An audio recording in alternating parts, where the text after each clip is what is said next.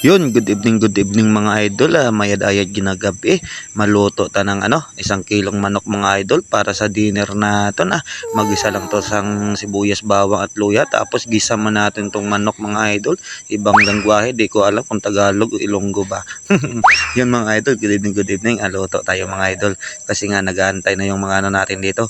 Mga sinakpan natin o kasama natin dito sa bahay mga idol.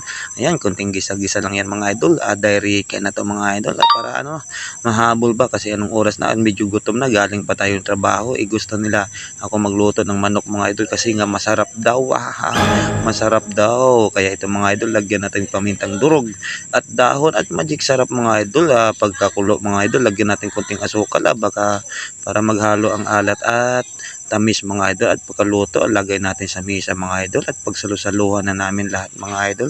Kasama ko pala asawa ko, bayaw ko at mga anak mga idol. Kaya dinner tayo mga idol. Kayo dyan, huwag kayong magpagutom. Bahala kayo dyan. Good evening.